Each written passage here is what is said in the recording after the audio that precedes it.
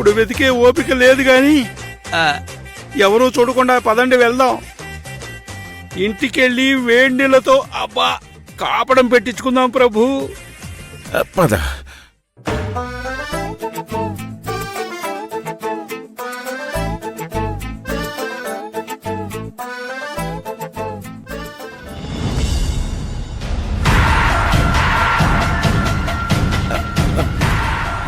అబ్బో మామూలు ఉతుకుడు కాదు ప్రభు.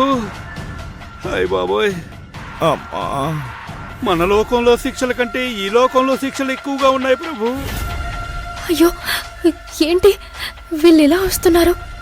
మైసమ్మ అలచేత కొట్టించిందా? అయ్యయ్యో ఎందుకు ఇలా చేసింది? నేను ఇంటి నుంచి పంపించేమన్నాను కదా, ఇలా చేసిందేంటి?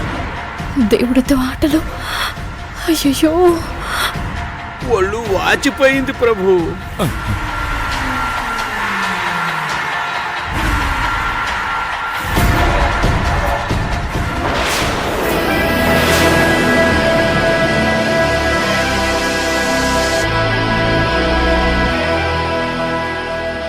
నువ్వా?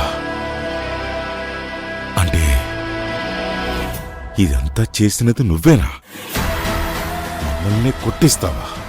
అయ్యో అలా సాయంతో చిన్ముద్రిక తీసుకోవడానికి వచ్చారని నేను మైసమ్మని మిమ్మల్ని బెదిరించి పంపించేయమన్నాను. కానీ మైసమ్మ అదే అలని హిప్నటైజ్ చేసి మిమ్మల్ని ఇలా.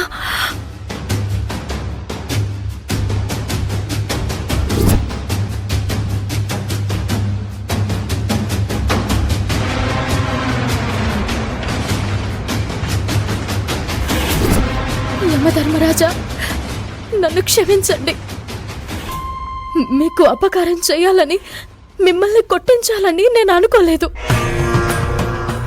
మైసమ్మ చేసింది, అయినా తను నా కోసమే చేసింది కాబట్టి ఈ తప్పు నాదే. బాలిక, నువ్వు దైవంతో ఆటలాడుతున్నావు. ఇది నీకు మంచిది కాదు. అందుకే క్షమాపణ అడుగుతున్నాను. మిమ్మల్ని ఇలా చేసినందుకు చాలా బాధపడుతున్నాను. కానీ తప్పనిసరి పరిస్థితుల్లో చేశాను. ఇప్పటికైనా నా భర్తని వదిలేయండి. ఆయన ప్రాణాలు తీయను అంటే మీ చిన్ముద్రిక మీకు ఇచ్చేస్తాను. బాలిక,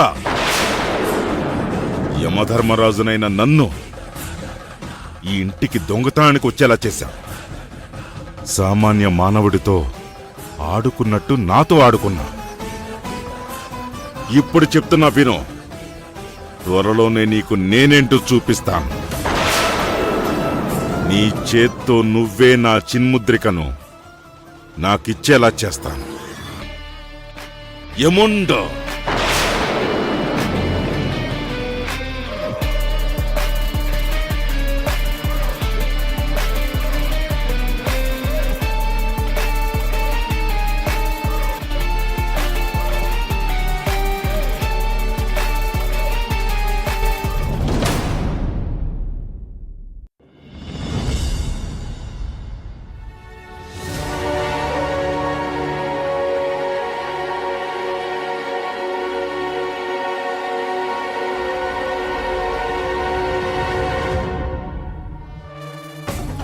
తండ్రి, నన్ను మృత్యుదేవుగా పుట్టించావు.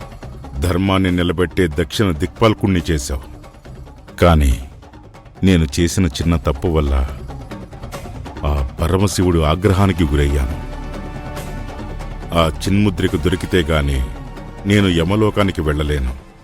అది ఎక్కడ ఉందో తెలిసినా దాన్ని దక్కించుకోలేని అసమర్థుణ్ణయ్యాను.